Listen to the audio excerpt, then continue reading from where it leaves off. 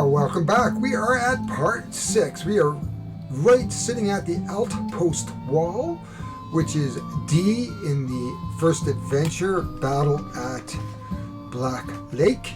And we are ready to go and start. We have we've been through the Goblin camp, we've done encounters, we've rested, we've gained experience, we've learned how to camp. So everything is absolutely fantastic, and we are ready to go. We are set. We have 1 fatigue, not terrible, and so we have some words written down. So let's go down to the table and start playing the Outpost wall. And oh, by the way, I am Harry Jacobs, and I am the North of 60 Gamer, and I am glad you are joining me. Today is super snowy, so it's a great day to be inside playing games. So we've arrived at the Outpost wall, and you can see we are ready here to grab the Outpost wall. We'll just bring that up a little bit for you to see, and I'll flash that up. I've taken a picture of it. The first thing we're going to do is if you have the keyword open, go to D2. Well, we do not have the keyword open. If there is no experience, go to D1. Well, we have experience. Otherwise, collect the experience from this location and continue reading. Well, we are going to take the experience. Let's go and let's get reading. You approach the fortified outpost as the moon sets, leaving you in utter darkness. Behind you, twin fires burn on either side of the shimmering black lake. You feel your way across the rough wood of the outpost's massive gate, but you can't find no handle or latch. Yet the gate holds firm and must be barred from within. Behind the wall, the Dragul are protecting a powerful artifact. Tarek Nolan, the halfling, is nowhere in sight. We can use an item, we can rest or move to another location. I think we need to use an item.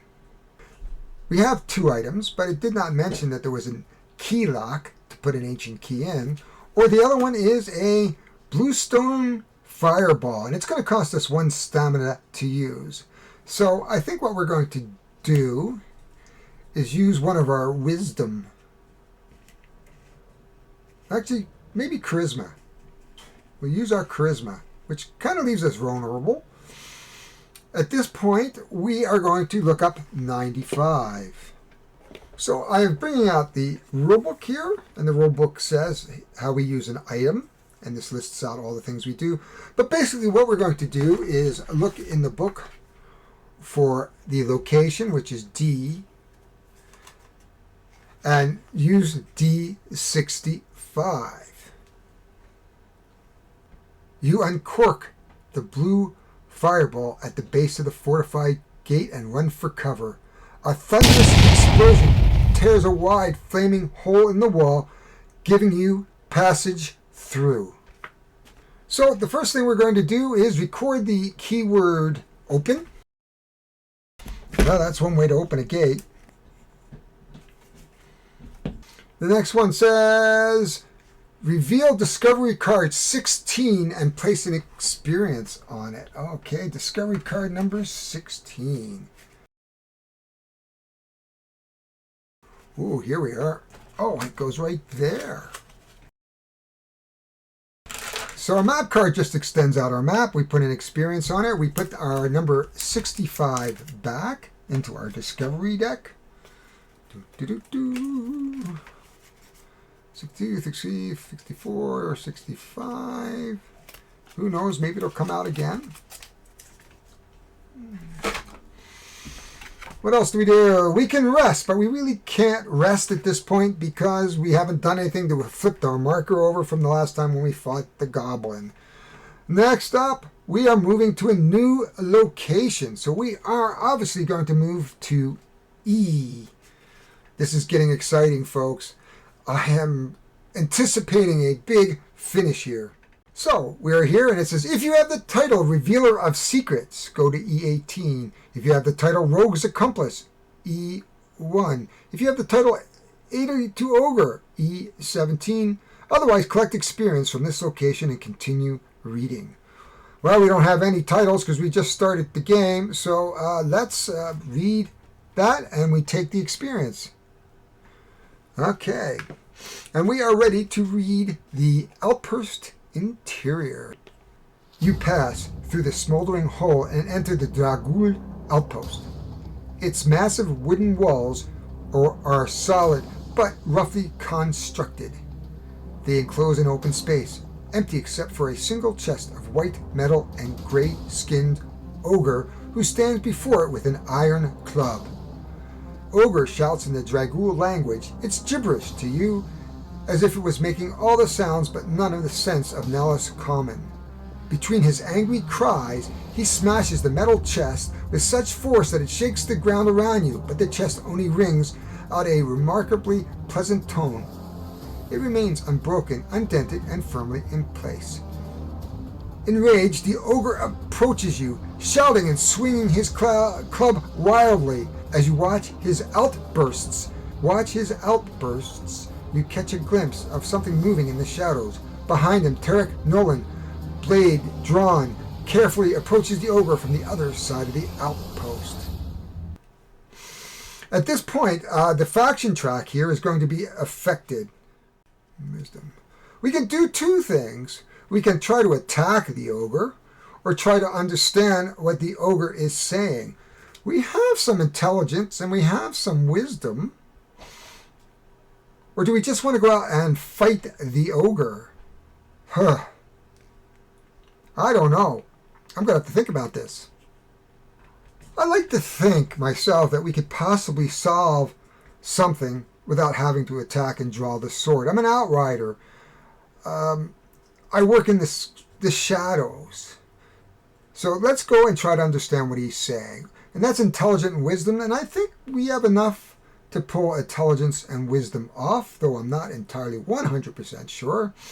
But let's try it anyway. So that means we're going to go to E3. E3 says, as Tarek creeps closer, you try to understand what the ogre is saying. Dragul and Nalus Common are not completely divorced. 1,000 years ago, when all of Ulos lived in peace, the two languages were single-tongued. But after all these centuries of separation, it is no simple task for you to comprehend the ogre's angry rants. So what we're going to try to do is an interpretation 1 skill check. So let's hope our ogre is better than my English at times. So we're going to use our purple for intelligence and 2 white. So we're going to build our dice pool. So if we go by skill check, setup, we've done that. There's no modifiers here. Spend stamina to specific dice, which we've just done. We're going to pick out the 2 white and a purple. And a purple. And then we will have to pick out a 4th random dice.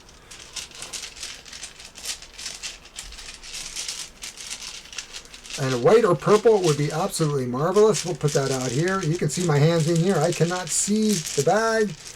And there we go. We picked out a white.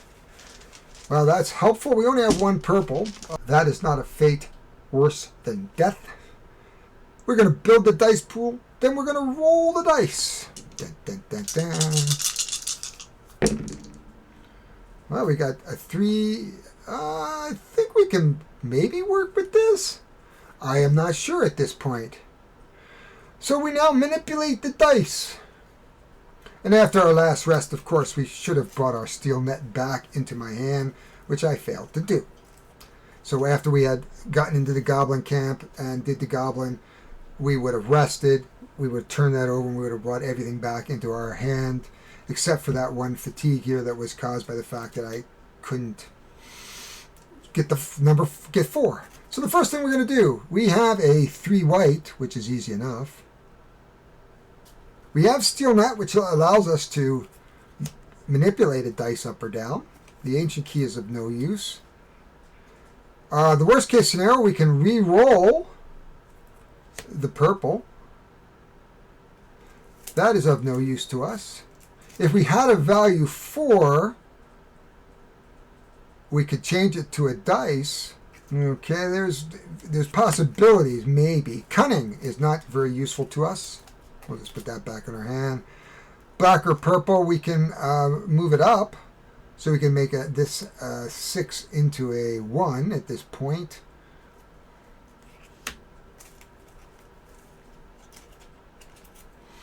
We could dispel, which is a scroll, which would add a black dice, which is the dexterity. A sling's not going to help us, and the ancient key is not going to help us. So we could turn the purple 6 into a 1, but that doesn't really help us. We could turn a black, and if we got a 4, we could turn it into a purple. So let's put the dispel here, get a black dice. There we are. And see whether or not we can get something of interest here. A 5. Ugh, that doesn't help. The 5 gives us 2, but unfortunately, we have a white. Oh, wait a minute. But that's what I'm looking at. We have a 5 that goes to 2.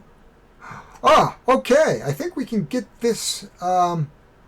Good. So, okay, that only manipulates purple. That doesn't help us. Whew. We can manipulate this down to a 4 and make that a purple.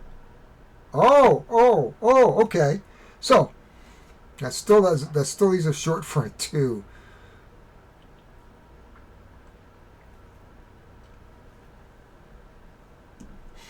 So I can manipulate this down, make it a 4, and change it to purple. But that still leaves a white 2 here. Or we can flip something. We can flip this 2. Flip this down to... you can flip this to 4, make it a purple.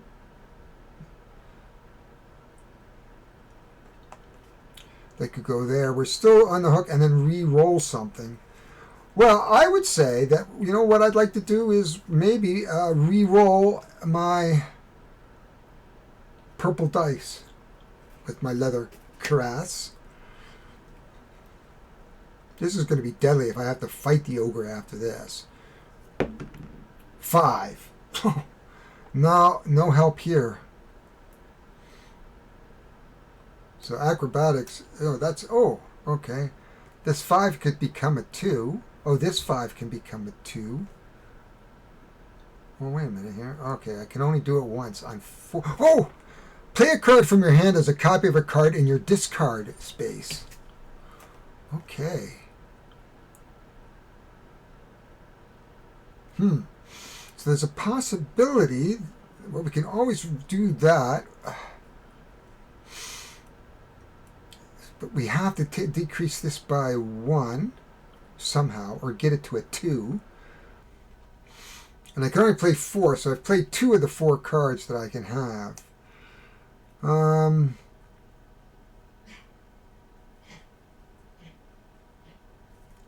the best I could do at this point is to use my steel net to change this into a 2. So we've used 3 of the 4 cards. So we can have an outriser, play a card. So I've got one thing left to do. So the only thing I could do is conceivably re-roll a dice.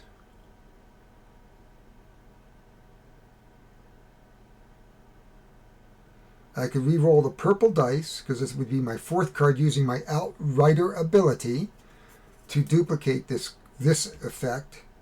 So I would put that here, and we can hope for a 4. A 1. So we are done. We did not pass. So what does it say here? It says... Okay, resolution. Gain rewards for all the dice slots covered. I get 1 experience. Return all the dice and modifiers. So we did not pass this.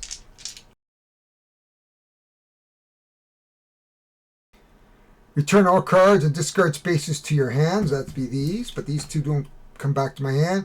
Flip the rest token. Pass if all dice slots are covered. Fail if dice slots are not covered. Well, they are not covered. Let us see what happens to us. Fail. We're going to go to E11.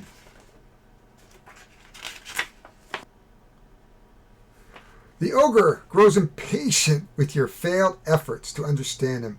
He swings his iron club wildly and races towards you.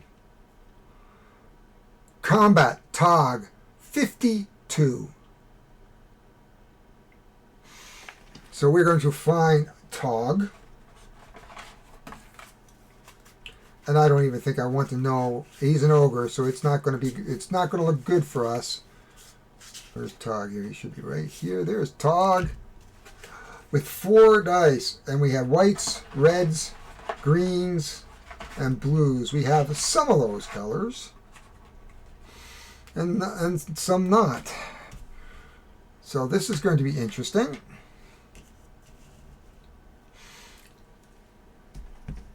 And we don't even get a rest. So we don't really have much here to help us with. Skill check. We could have used a bonus card. Oh, I didn't think about that. Just before we do that, was there really anything I could do? Not really, no. Okay, so we're stuck with the choices we have. We have a lot of fatigue. Skill check. So we've started Tog here. We'll put our thing here. We're going to go to our combat side of the dice. Setup. We've got it. There were no modifiers, I don't believe. No modifiers. Combat 52 Tog. Okay. We are going to build the dice pool. We've got on the round. We're going to use experience, and we could lose fatigue too. Build the dice pool. Wow. We only have a hand limit of 3. We can get a red. So that's 1.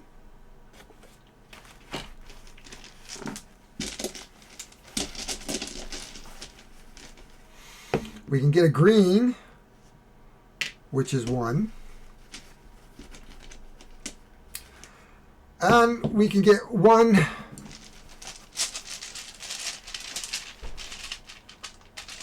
random dice. So black or blue dice would be really, really nice. But I have a feeling that we are going to get thrashed here. And there's the one I'm going to pick out. And we have a blue dice. Well, that's pretty good.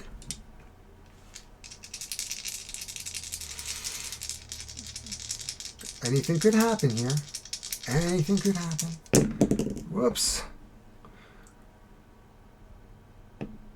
We have a 5, a 6, and a 4. Oh, nothing that is useful here. So we have acrobats. Well, we have a few options here. We have the acrobatics, but it's only purple and black, and we have no purple and black. We have a 4 green. Could help us because we could make it a white. So let's just put that over here. The sling allows us to decrease a blue or a green value 1 or 2. So a blue is 3, so we have a possibility there. We can change any dice into a black or a blue. That doesn't help. The ancient key doesn't help. And the caress lets us re-roll a black or purple at this point. So I think what we need to do, because we have no matching cards whatsoever here. Whew. So I'm going to take this 4. And I'm going to use my sling. I'm going to use the sling. And we're going to change the 4 into a white dice. And so we can put that there. Phew. Okay, so the sling. And swing has a strike capability, which allows us to manipulate the green or blue. And we'll have to put that away. So we can take our blue dice And we can manipulate this down to 3. And this one goes into our dice pool. We still have a red 6, and I don't think I have a way of getting it to be a black or green. I can re-roll, nope, and I can flip if it's a black and a purple. So we're pretty much, and we have our Outrider ability, which lets us play a card again from our hand, but we don't have a black or green again this turn. So that is the end of the first round. So what's going to happen is we're going to take our dice that are left over, put them back. We're going to move this up. We lose 1 experience. If you hear some rattling around in here, I have my puppy in here with me. And this is the beginning of the second round. Again, at this point in time, I can manipulate black into I really can't really do much other than change something. So we have the Outrider ability. We can use that to maybe use the sling again if we get some nice cards. We need mainly reds and greens.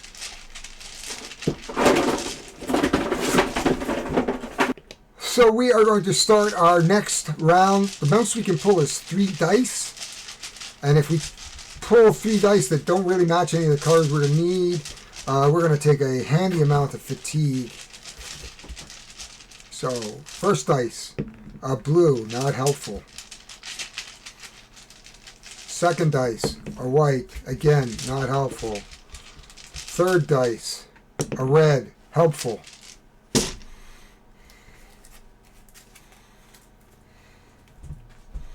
We'll have to see how these, how this goes. There's not really much I can do here with a blue and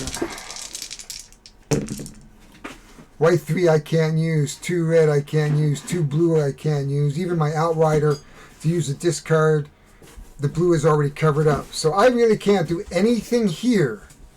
We're going to have to move to the next round. Put our dice back. I'm going to take 4 fatigue. 1, 2, 3, 4. That gives us 1, 2, 3, 4. 1, 2, 3, 4. 1, 2, 3. So we're sitting at 11 out of 16 fatigue. If we don't cover up these, we could be easily smushed. And I don't know what happens when we fail miserably. We'll have to find out together. Now, I don't know whether you have to do these adventures again, or maybe somebody's going to swoop in and help us. But we're sitting at 11, and we're going to take at least 15. We have 16, so we might survive the fight, but not by much. So let's hope for like 2 reds and 2 greens. So here comes 3, 1. Well, we got a red. We got 2. We got a green, and we have 3. Another green. So we have maybe an outside chance because we have our Outrider ability and this card to manipulate a green dice. So we might be able to cover that up. Cover that up.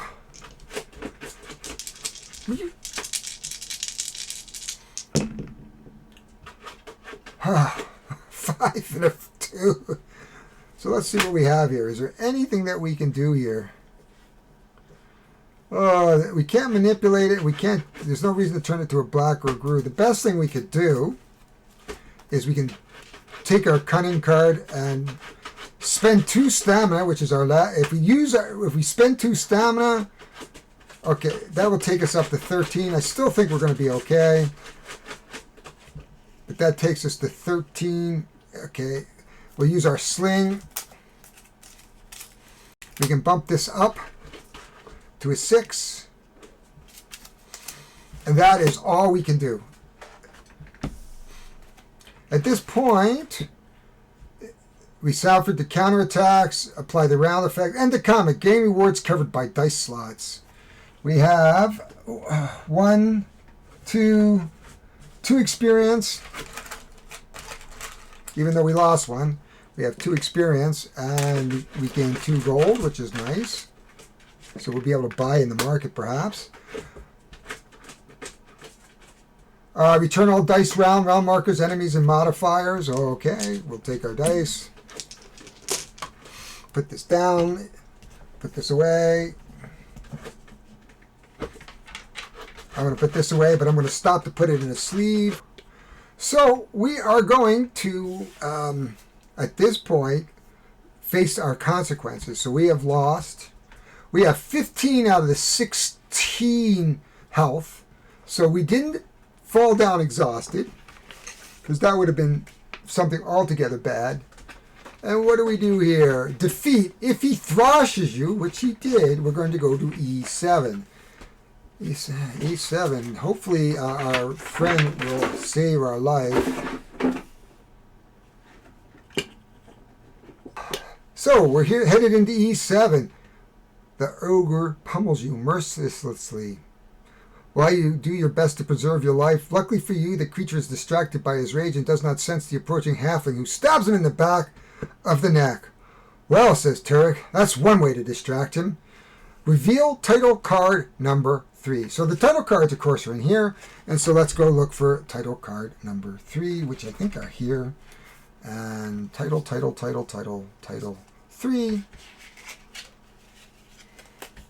which I have no clue what it is. As I said, I am playing this game basically, well, it's not live, but I'm playing this game as you see it. So I have never played this game before. It says, Rogue's Accomplice. At Blacklight, your mission with Tarek Nolan ended with the death of the ogre. The battle will not be forgotten, neither will the halfling, nor by the ogre's ghost. So that is a title card, and we're just going to put our title card here. Okay, what do we do next? Favor markers. Adjust the favor markers. So it's going to be +1 to the king. So we are now at 11. -1 for the Dragul. If you have both the keyword goblin and alarm. Let's see, we do have the keyword goblin and alarm. No, we do not. If you have goblin and clear, yes. We're going to go to E13.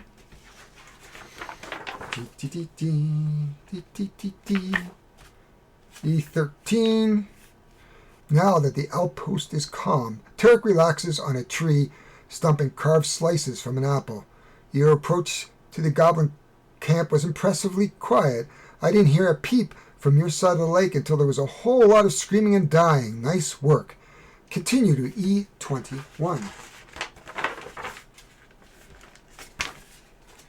E21.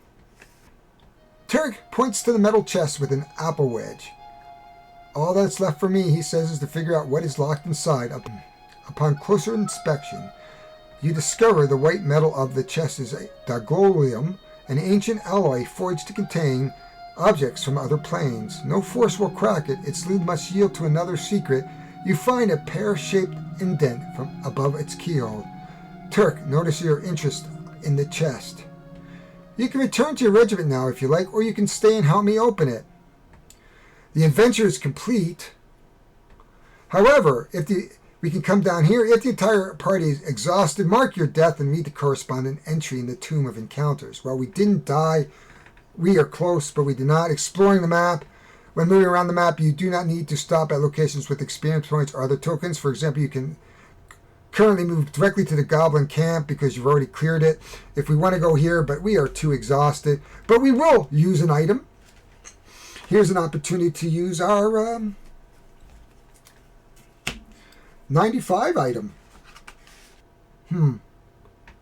We might have to go to the goblin camp because you insert the ancient key into the chest. It fits the lock but will not turn. There must be some other mechanism at work. Use another item, rest, or move to another location. Well, we still have our key, and if we want to get what's inside, I think we're going to have to visit the goblin location. Of course, we're here. So I think the best thing that we can do at this point is try to rest. And we're going to have to clear off quite a bit of these. 1, 2, 3, 4, 5, 6, 7, 8. 1, 2, 3, 4, 5, 6, 7, 8. I could spend 3 or 4 experience and try to get back some experience here. Okay, so I think what we're going to do is rest at this point. So we might as well try to get what is here. And there is an experience there. When you rest, you get your cards back, of course. We are going to then... I really would like to keep experience, but wow, it's going to leave me experience short here, stamina short if things go sideways on us. But we do get 1 experience back. If we use 4, that gives us 5. So I think what we're going to do is use 4 experience.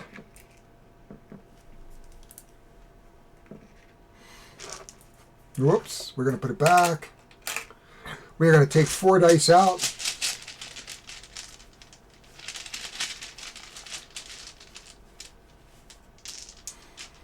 We're going to roll and hope that we can clear off most of what's going on here. Unless we would use 4 ones, which would be very devastating. 6, 10, 12, 14.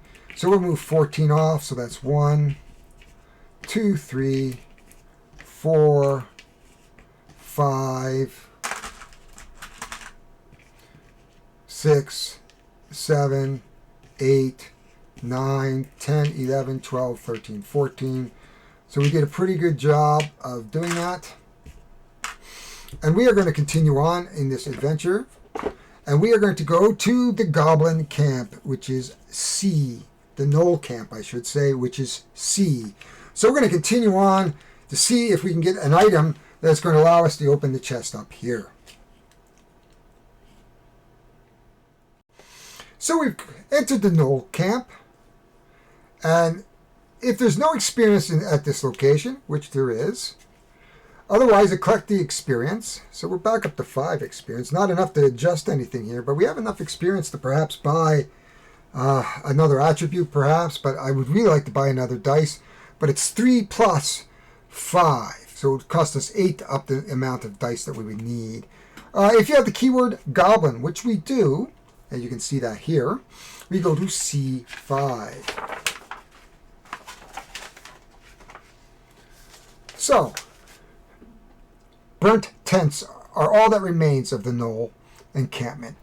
Tracks in the soil reveal a frantic movement and sudden end of 3 dog-pawed creatures, whose bodies are not in evidence. There are no tracks from Tarek's feet, and no drag marks to indicate what became of those gnolls once the halfling was done with them.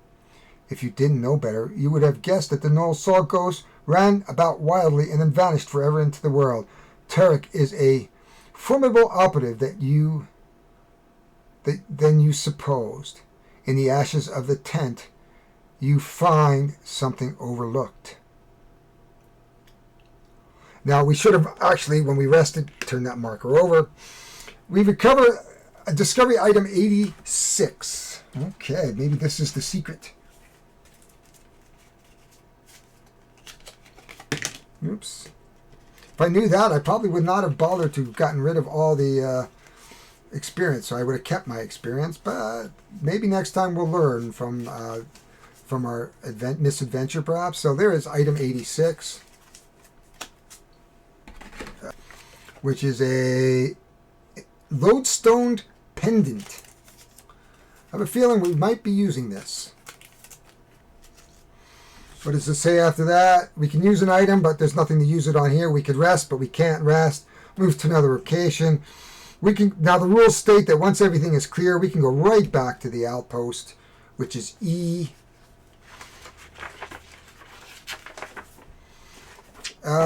There's no experience here. If you have revealers of secret rogues accomplished, we go to E1. It says the ogre body lays dead near the collapsed Dogolium chest. Tarek waits nearby, consulting some papers and tucks away as he greets you. Well, at this point in time, I think we're going to use some items. And we can use 2 items.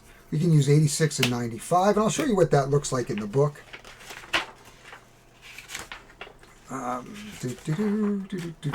So when you're using 2 items, we bring that up. You can see where there's a period. So E86 and E95. E86 and E95. And it says, you press the lodestone pendant to the pear-shaped indentation on the chest and insert the ancient key. There is a click of the mechanisms within, which allows you to turn the key.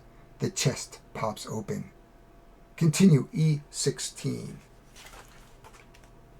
says, as the chest pops open, the earth quakes and the sky crackles with a strange purple energy. For a moment, you hear the screech of bats and smell a briny sea. Tarek holds forth a chainmail sack on the side of the same white metal as his chest. Quickly, grab the object and place it in here. You reach inside the chest and pull forth a plain glass jar of translucent gray material. Strange! Colorful images pass through the material as if it was displaying the dreams of another world. You place this curiosity in Tarek's Durgium sack. Immediately, earth and sky are still. A fine discovery, Tarek says, admiring the jar through his chainmail links. I've only seen one other like it. Reveal. Title card 2. So should be right at that, pretty much the front. Title card 2, that's 1. And 2. As I said, we're sleeving as we go along. We are the revealer of secrets. Ooh.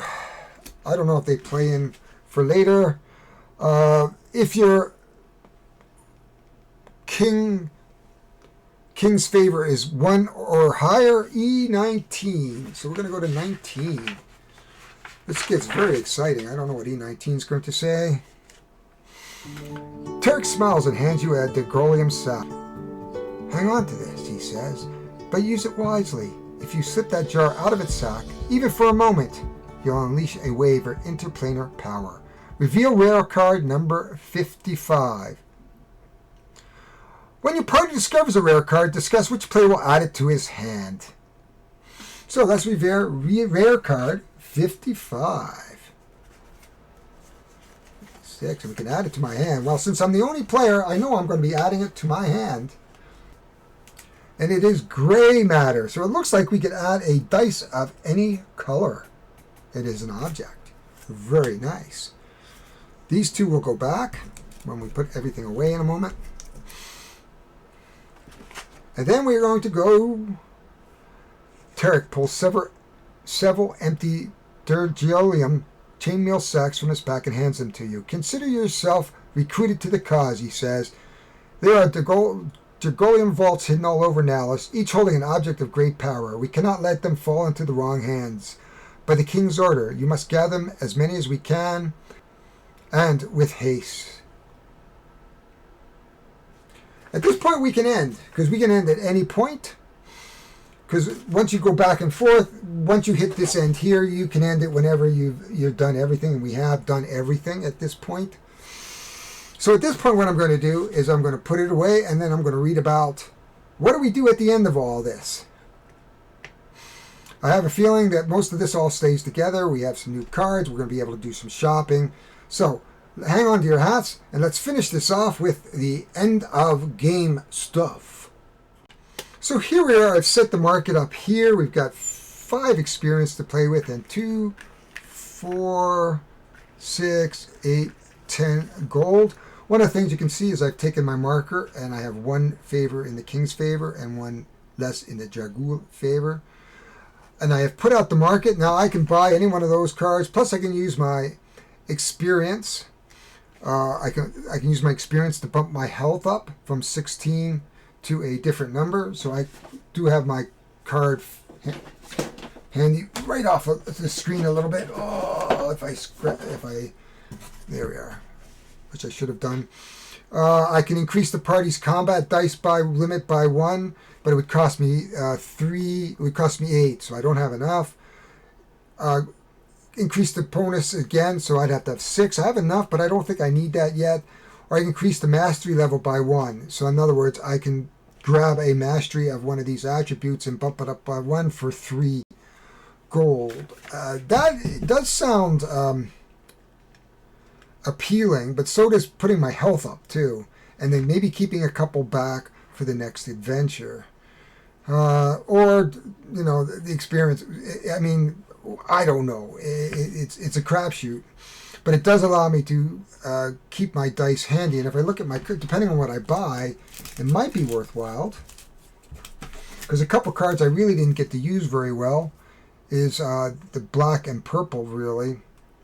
So I could get a mastery and put my purple up a little bit, because both the leather caress and the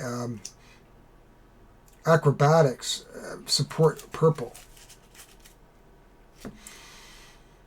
So it's a weird thing to do, but let's look at this. So I think what we're going to do is I am going to spend all 5. So we are going to save 0. This could bite me in the butt next time around. We are going to put my max level up from 16. Whoops.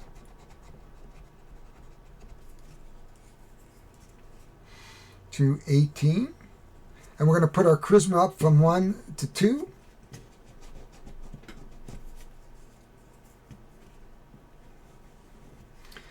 And you pretty much have to put your life up, because if you start putting your attributes up and don't add life, you could lose your life faster. So we've used one of these mastery levels there. There we go. So we're not near ready to go over to here, but we could go up to 4. It gets more expensive as we go along to get more, but it raises the limit. At this point in time, our mastery is up to level 4. So we have that. We've done that. So the only decisions we have to make is what to buy. So looking at our blue, we only have we have a tower shield, but it manipulates blue dice. And we don't get a lot of blue dice, though we did see a lot of blue dice, but it costs 6, and I have 10. I could get the chain fall, but manipulating a red and white dice. However, either selfish looks good, because if you roll a 1, I can change it to any color. Or if I roll a 2, I can get a 4 or 6 out of it. Or get 2 green dice with stone skin. But I don't have a lot to manipulate green dice with. So with my charisma at 2, like this is 7. And it would allow me to keep 3 out for the next time.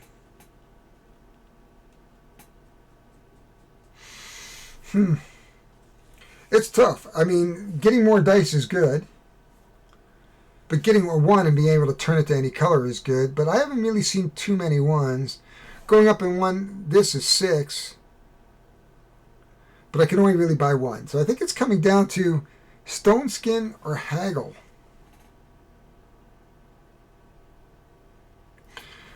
And green is constitution. I don't have a lot of constitutions. You know what I'm going to do? Is I think I'm going to spend the 8. 2, 3, 4, 5, 6, 7, 8, leaving me with 2.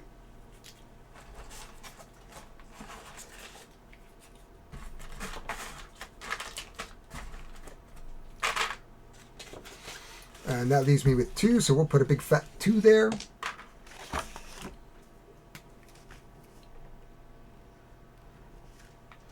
And we will buy stone skin and add that to our deck.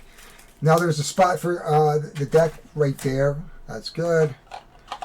We'll put this on top of it just so it has a place to stay. We'll put that beside it there. That's good. Oh, and our titles. So we have a bunch of titles now. I don't know if these will actually play into later games or not. We'll put away this. We'll put away that for the next time. We are ready to play for the next time. So we're going to do some final thoughts now.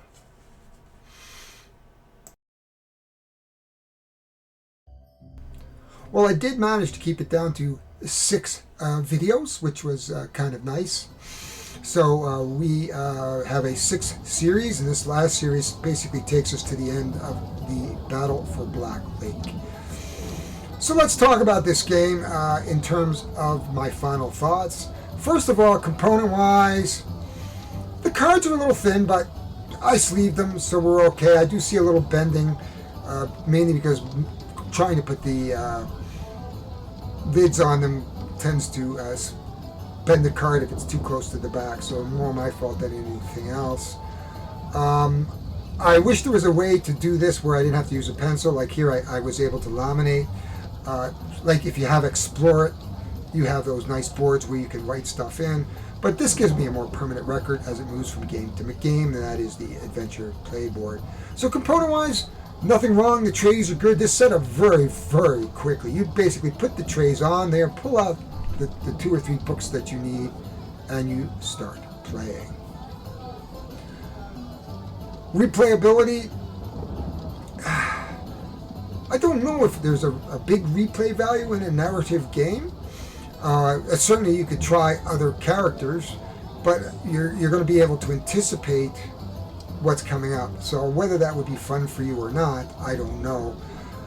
It might be fun to try it with a group of people, and each of them making different decisions and trying to figure out what we want to do. So as a solo player, I would say there's not a lot of replayability in here, but if I can get 30 hours or 40 hours out of that game, it's probably well spent. In terms of the rules were easy. I mean, most of everything is in the books. You read the book, you just follow it along as we did. We did this over our series, and we went from rule to rule to rule, well written. A lot of the rules are introduced in the books that you, like in the, a lot of rules are introduced in the adventure book as well as in the rules. So you got your you have your core rules, and then the ones that are introduced into the book itself as you go forward in the story. So you're not overwhelmed with rules. Easy to follow books. Actually, it's easier than Dragonholt. I keep going back to Dragonholt, but there isn't as much reading in this as there was in Dragonholt. The fact that it breaks up, that you do some dice manipulation, really adds a new dimension to the game, which is kind of nice. All in all, so we covered the rules, we covered the components, we covered the playability. Theme-wise, it's the role-player universe. Okay. There's nothing more I can say about that other than that's one of my favorite universes. I have Lockup, I have all the role player with both expansions. Keith hit this one out of the park, I think. I would have liked, maybe I will try it and dig out my role player somewhere in the room behind me and actually roll up a few characters to see whether or not I can actually bring something forward. And we might try that later on, but not today. I think this celestial wandering type guy I have, or the chosen one, the celestial chosen one, is perfect, and I think this is a good character. And I didn't really have a lot of trouble, though I did lose, and I managed to stem off exhaustion by 1 point, and that's why I bumped up myself to about 18. Other than that, value in the box, I think it'll hold the value. I mean, taking a little bit out of my friend Alec Radcliffe's, I don't know whether I can get full value on this game if I sold it. But, once I'm done with it, I would probably sell it. But it depends on what Keith does in the future.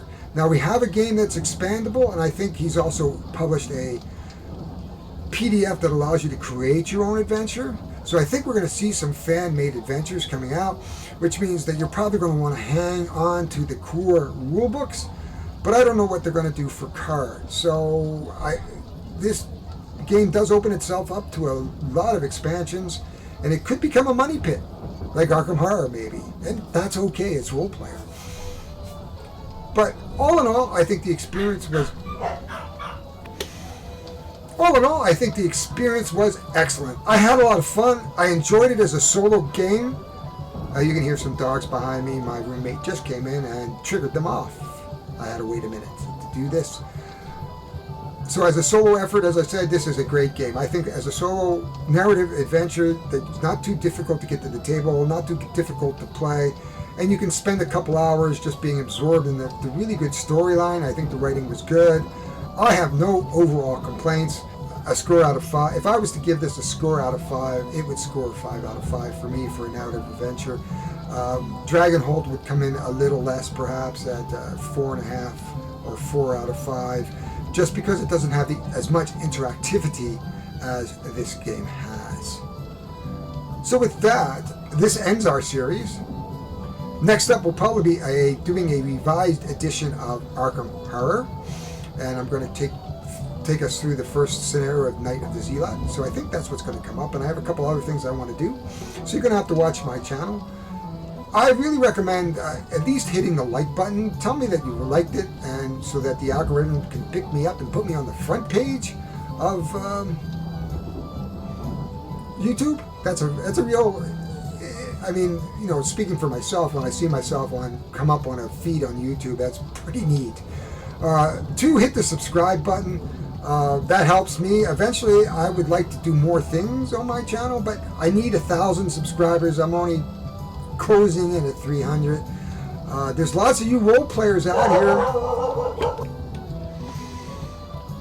So I was a solo player, and I forgot my train of thought because I had to have my roommate walk through again and triggered the dogs off again.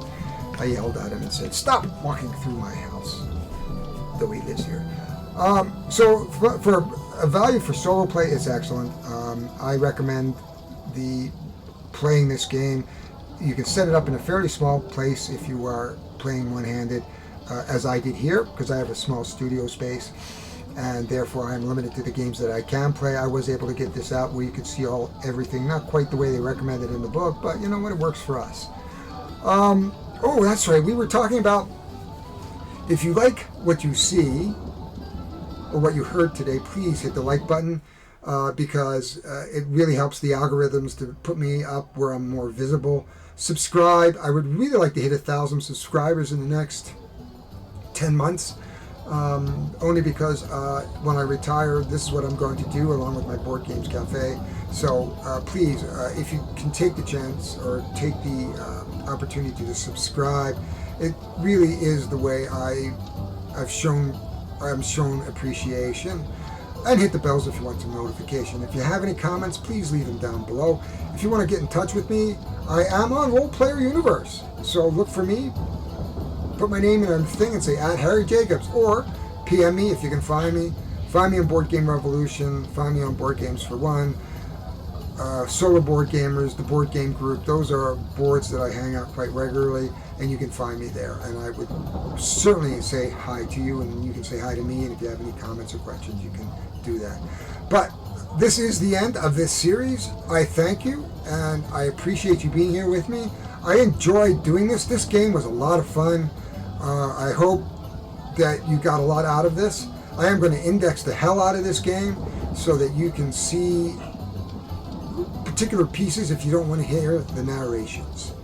So that is all for now. My name is Harry Jacobs. I am the North of 60 Gamer, and I will talk to you next time we see each other, or at least the next time you see me.